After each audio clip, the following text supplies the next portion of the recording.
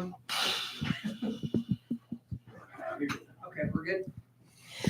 Okay, we're going to start off today with baseball. Coach Chris Hanks, Cartwright, Liam Hohenstein. Guys, kind of a abbreviated weekend last week, but can you kind of take us through that first game? That I think everybody wants to know how that happened. Well, it started by not throwing strikes and hitting batters and giving them a large early lead. That started on the mound. But our guys battled, and we answered. They answered. We answered last. And so I was really proud of how our entire team, from the pitching staff to the hitters, obviously competed. They were very resilient, and that's something we wanted to be going into the weekend. Yeah, I mean, baseball's hard to kind of, you want to carry momentum to the second game of a doubleheader, but so much changes in that 30 minutes between games. Anything different that was discussed because you really did. You carried the momentum to the second game. Well, they gave us some help to begin with by walking and hitting some of their own, and then we cashed those runs in, and then we just kept it going. And our pitching in the end just held them down. Looking at real quick this weekend, Rollins coming in. I mean, it's become a really good series for you guys. Like 3-3 the last 2 years, both going 2-1 at home. And is this a good time for the RMAC bye week? Kind of get somebody new, kind of a refresh everything. It feels like it to me. I haven't asked the guys, but I see Liam nodding. That's one thing about conference play is we're so familiar with the places we go and the people we play. It is a bright spot and it just changes the feel.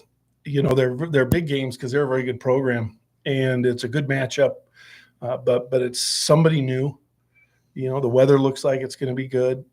So we're excited.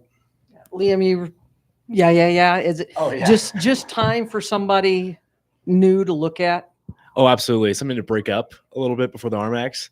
And they're just such a good opponent as well. So I think it's going to completely prepare us for Metro and then the RMACs. Yeah. I mean, Cameron, I know this will be your first time dealing with Rollins, but it's just going to feel different, I think. Night games, a 3-game series, just something a little bit different for you guys. Yeah, definitely. I grew up in Colorado, so I know a bunch of guys on the RMAC teams. But I'm definitely looking for some different competition and really excited for this weekend. Yeah. Yeah. I mean, you came here, left field was one of the positions. There's always one or two positions that kind of is a rotating door for a while until you kind of settled in. Looks like maybe the Christian series, you kind of got your footing under you and just said, was that kind of a feeling that this is my chance to show them what I can do out there? Definitely, yeah. Yeah, so I feel really comfortable now and just excited for the opportunity for sure. Yeah, and Liam, you went to the bullpen a couple weeks ago for a week, just to kind of little reset. Looked like this weekend was a really good start for you. Oh, thank you for that, by the way. And then, I think going to the bullpen was a very good perspective change for me. Let me settle back in, make me earn the starting role again, which felt good. Earn the respect of the teammates again, get the trust. Yeah, I mean, and it's hard to kind of keep that edge that, you had your freshman year, it seemed like every single outing. It's hard to keep that throughout a career. So just things get away and fiddle with some, maybe a little trying to get too fine at times. Yeah, you can say that. Yeah, I think it's very easy to overthink things, especially when you're on the mound. And settling back into trusting myself was a good thing, I think. And I saw that last year as well before going into the Angela series where I pitched against Regis, I believe, in the championship. And I had a very good break between that where I was able to dial it back in, get back to the foundation of what I was as a pitcher, and then went back to work here. So, Cameron, with the guys that you guys have, every single game you can mix and match the lineup. Does it kind of keep everybody sharp and kind of pulling for each other? Definitely. I think in the back of everyone's mind, we all know if we mess up that it's the next guy's opportunity. And it's also a really good thing. We have a lot of depth in everything, pitching, outfield, infield. There's a lot of depth, and everyone is just great out there when they get their opportunity. So, Coach, end of that great comeback game where, you get Reynolds hit that single, and then the run comes around without a hit. I mean, was there like a little chuckle for you in the dugout of we're going to win the game off just a series of no one notching a base knock? I wouldn't say a chuckle. I'd say a little bit of relief. We had, I always figure on those things. You line out enough and get robbed enough in this game where you got to take the cheap stuff too. It balances out over time. It's part of the game. You got to play defense. You got to pitch it. You got to block as a catcher. You got to keep the ball in front. It's all part of the game. So we were just pleased that we won the game and that the guys fought so hard in a game that numerous times looked like it was over. At one point in the dugout, I turned to coaches and I said, "We're on the verge of getting run ruled here." And to an extent we were, but that's basically after I made that comment, it's where it changed. I'm not saying it's because of the comment, but you're at that point where as a coach, you've seen this before and we got it turned around, and that's all attributed to our players. Now, Liam, for you, I know I've talked to you a little bit earlier this year about the offensive production backing you up, but how have you seen that continuing this year, and how much freer does it make you feel when you do go on the mound? Well, we got a great lineup behind us here, and Cam's on that. He's been producing a lot of runs for us, which is very helpful. And just the feeling of my teammates are going to back me up and I don't have to have all the stress on me is a very good feeling. And I think you saw that in the second game where we started off putting 5 runs in the first inning. I think they kind of snuffed out the fire that was in Regis in the first game. It made it a lot easier for us as pitchers. And Cameron, for you, how nice is it being in an outfield with guys like Paul Schoenfeld and Colby Felix, who are such great players, to kind of help you become an even greater player than you are? It's awesome. I mean, they've coached me as much as I can think. It's kind of my first year in the outfield, like full time, and I've learned so much from the coaches, from Paul, from Colby, and they've just helped me so much. Sticking with you, Cameron, obviously you played a couple of years of junior college baseball, now making the jump to D2. This is a town that junior college baseball has a lot of cultural significance in.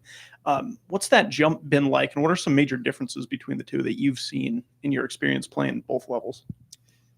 I think the care for baseball and care for each other is a lot more important here. At JUCO, is kind of just get in, get your at-bats, get your innings in, win as much as you can. But here it's a lot different. It's a culture. Everyone's a family here. There's a lot of trust between coaches and players, and I love it here. It's awesome.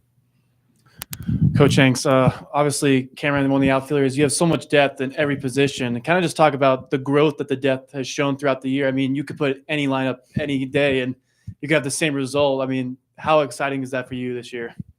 I don't know if I'd call it exciting. It's stressful. I stress over travel squads and lineups. And, I never make a lineup usually till after BP. There are a few exceptions.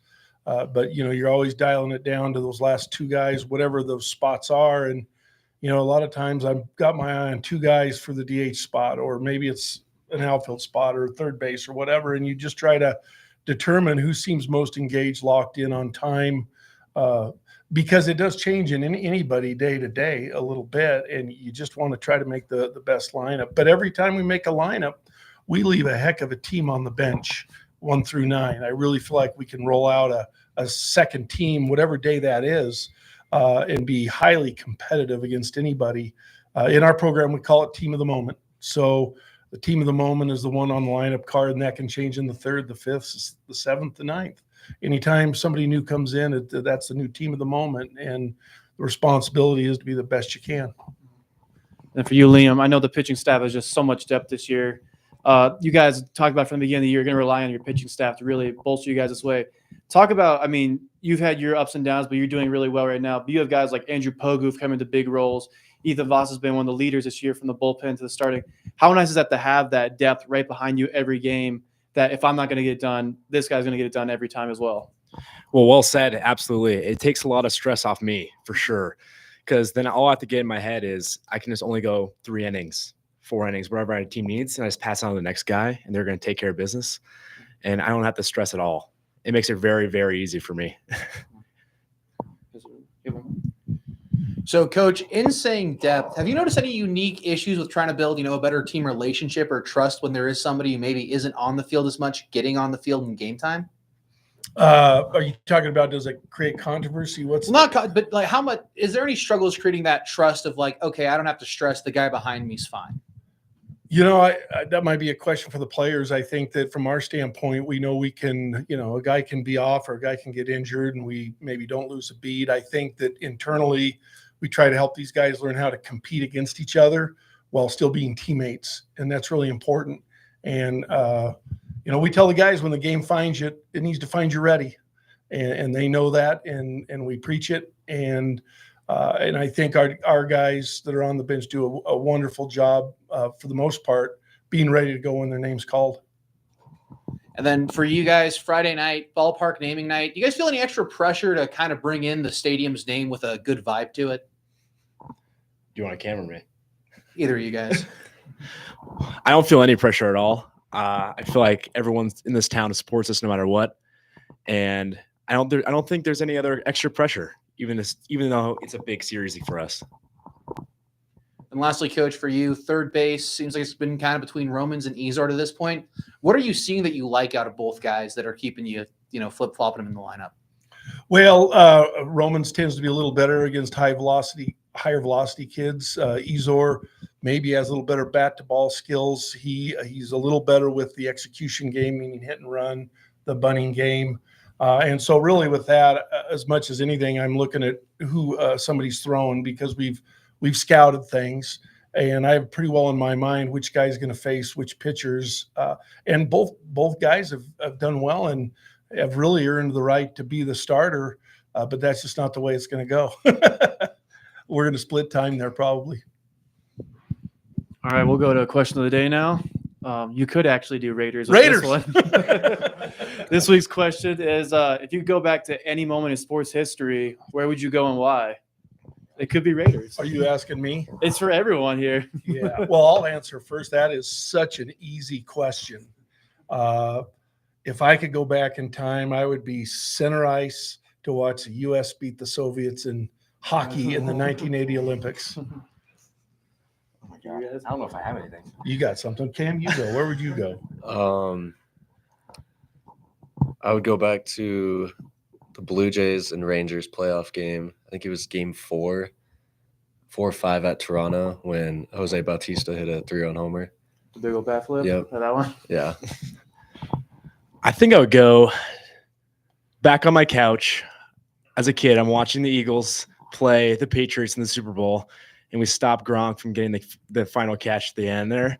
So I'm an Eagles fan. I'm a little biased, but that was a big moment in my life. Fly, Eagles, fly.